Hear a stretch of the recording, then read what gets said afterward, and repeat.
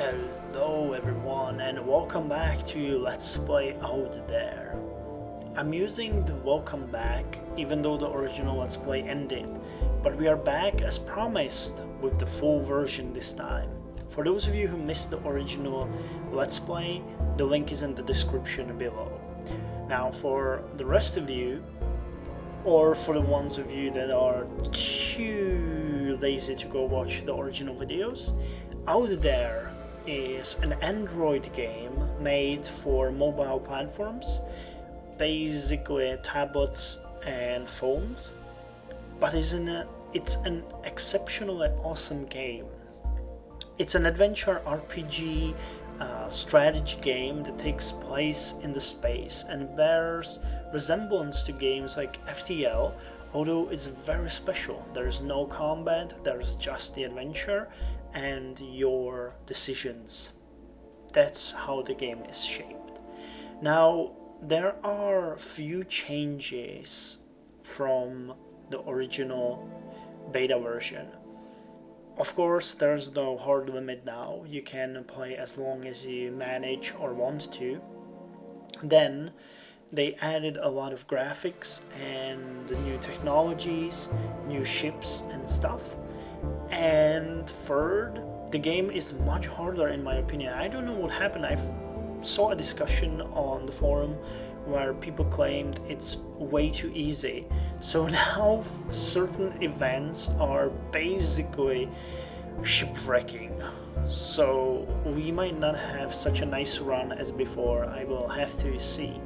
Now I'm gonna run through the tutorial again, just to show you a bit of the changes and refresh on what the game is like, but you should be able to get into it pretty fast. It's not really hard. And last thing before we start, as before, if you guys do enjoy this Let's Play, please go and buy the game. It's just $4, $3.99 I think, and it's awesome. I play it all the time on my phone. It runs perfectly and there is so much to see in it. And as I understand, the devs will continue updating the game, which is great news. And you can even suggest things to them on the forum, so don't wait. Anyways, we are going to play now. Yes, I do want to confirm this action.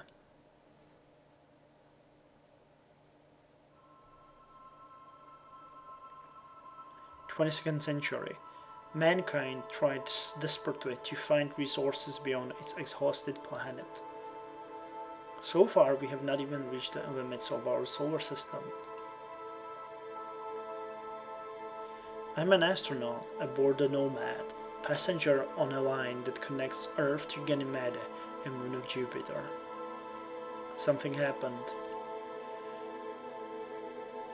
When I got out of cryonics, I was not in orbit around Ganymede. I was not even in the solar system. I was out there. So as you can see, they added a lot of new graphical elements to the game, which is perfect. And the music is still great. Man, that's one thing that I probably like the most about it. It creates such a nice atmosphere. Okay, we're gonna go through the tutorial just to refresh on things. Unbelievable, I see an unknown space station. Is it of alien origin? I may find help there. So let's orbit the station. Oh, interplanetary reactor is out of order. I should have a look at the engines, they seem to be down. I shudder to think of what could happen if I can't fix them.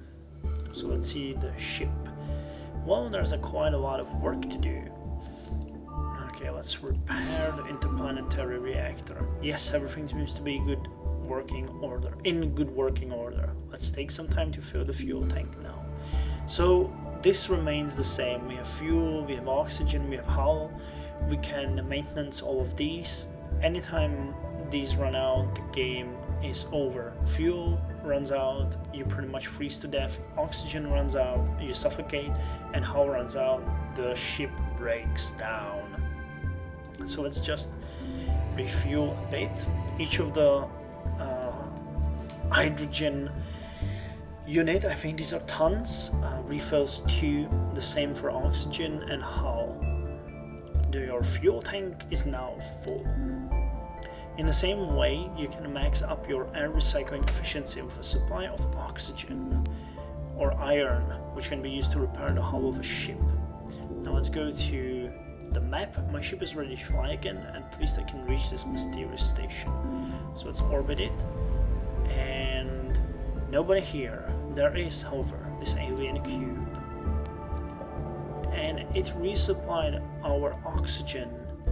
A subliminal message engraves in me words so strange and feelings and sensations I did not know until now. It points me to a star. Does it mean I have to go there? Probably. I see the schematics of a new equipment. The space folder. You have learned a new technology. Space folder. Tap the system map button to return to navigation. This technology will enable me to travel between stars. I'm going to try to build it with the remaining resources. So let's go and build it. I have to build it here? Oh man. The space folder requires silicon to be built, and I don't have any here. Close the window. Let's dismantle the cryonics. And we gained 1 unit of silicon. Let's tap the freeze lock, and we have finished the space folder. It's working, I can't believe it. Now I'll be able to jump from star to star. The entire galaxy is within my reach. And this is the star map. The green circle marks the range of the space folder, the blue circle marks the far reach of the telescope. Tap a star to know more about it. This is the yellow dwarf. Oh man.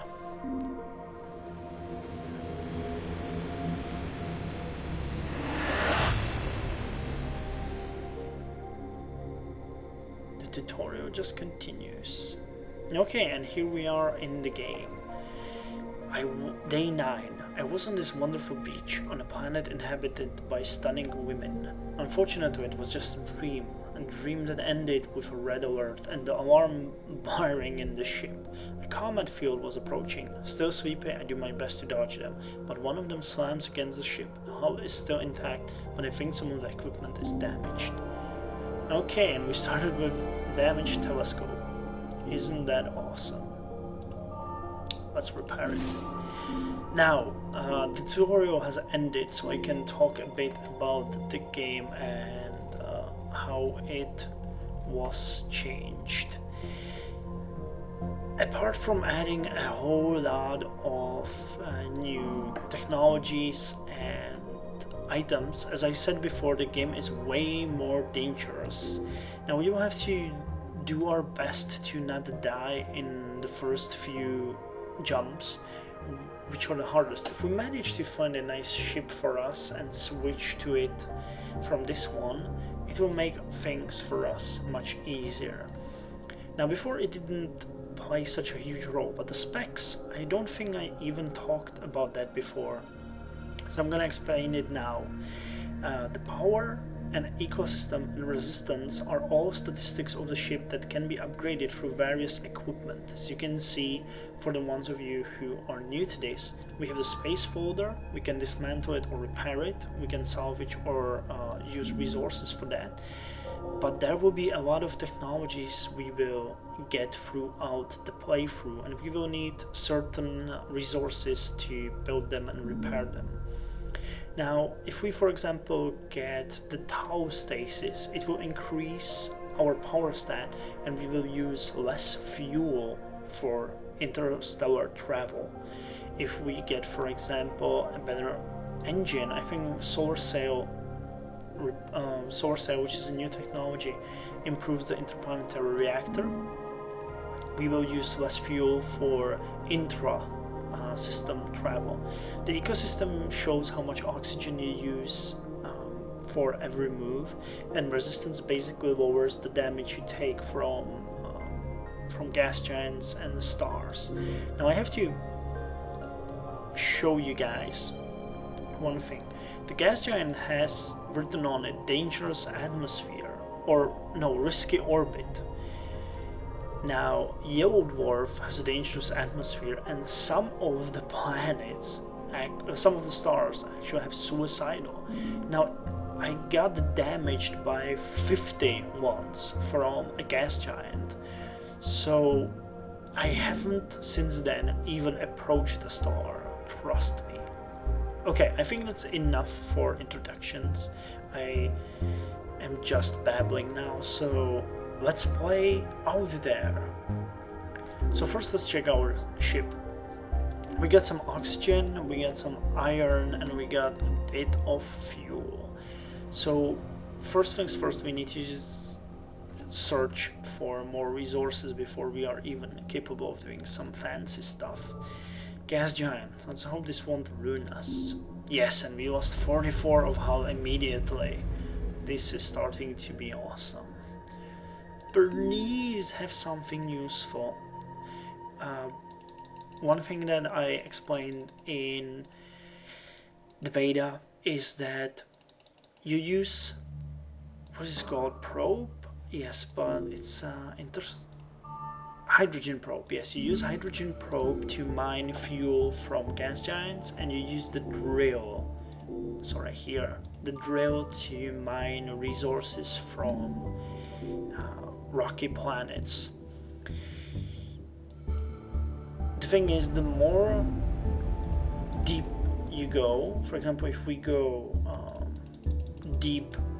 depth 1, we will just scratch the surface, and if we go to depth 10, we will launch it right in, say, the middle of, well, not the middle, you know, but we will go really deep. But the deeper you go, the more likely you are to damage or destroy even your equipment. So I almost exclusively go to depth 6, which is, in my opinion, the best one you can do. So let's go and pray we gain some fuel. Yes, this one is rich, ladies and gentlemen. We have fuel. So at least we haven't lost almost half of our hull health for nothing. So let's get some more. Remember, each of these units will provide us with 2 fuel. Okay, last one. This one barely made it through, so we use 1 unit of fuel for every unit of depth we go in. So for 6 we use 6 fuel, and we got 3 hydrogen, which means in the end we are even. So at this point we have some 40, 80, 88 units of fuel. That's not bad. That's not bad at all. So let's visit this rocky planet, which is Rick, which is, my god, Rick in metallic ore. Rich in metallic ore. As you can see, we will use 10 fuel and 6 oxygen. This is not a very good, efficient ship, so we will burn a lot for everything. But we don't really have a choice. Let's land on this planet and see if we can gain some iron, because we need to stockpile that. Yep, we got a lot of it, in fact, and we got even some platinum and tungsten. Tungsten I tend to carry around, as well as platinum, even in the beginning, because these two are very useful for some basic upgrade technologies. So let's go to depth 6. You will see that we'll subtract 6 fuel from us. Okay, and we got 8 iron. That seems like a good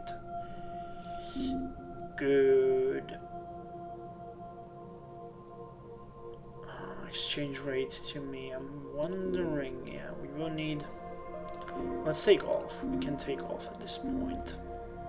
We lost 4 fuel and some oxygen, so let's burn a bit of fuel and we will travel to the next star system,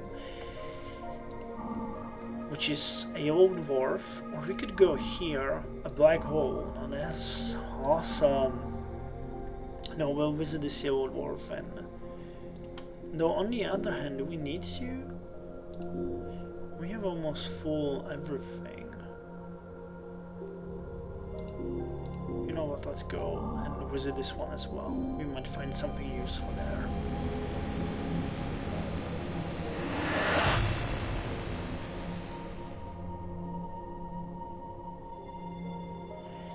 Day 18. I sometimes wonder if I am a threat to my own race. What if aliens looking for resources were tailing me and thus were guided straight to Earth? I must understand what is at stake here. It is as important as getting back home. Okay, we are left with 8 fuel, 72 oxygen and 56 hull. That's not really all that good, but I think we can manage. It takes 6 oxygen and 10 fuel to go to this gas giant. And there's, as you can see, again, only 1 gas giant and 1 rocket planet here. So let's go and, oh, we don't have enough. I have to use a bit more hydrogen to get there. Now you will notice that I'm very careful with my resources now. That's because I changed my strategy a bit. Okay, this one screwed us less than the original one, or than the original one we visited before, but still, our hull is getting critical. We have to be super careful. So let's launch a probe. Yes! We got nice amount of hydrogen and we got even some helium. Part of you will probably know, helium is like hydrogen but is twice as effective. So for 10 units of helium we get 40 fuel. So at this point we pretty much have no reason why not to burn our hydrogen stack. 20 is the max, by the way. You can't have more than 20 in one spot. And we will mine even more. Hydrogen and helium, here I am. Okay, another one for the glory. And probably the last one. This is 8. And for 12. I'm tempted to try it once more, but it's probably a waste, so let's just not do it. And we need to repair the hull a bit. So, wait, that's... No, why didn't it work? Okay, we're back to 58 hull. Oxygen's not an issue yet, and fuel 40. Okay, we can't reach the white dwarf, so we'll have to go to the black hole here.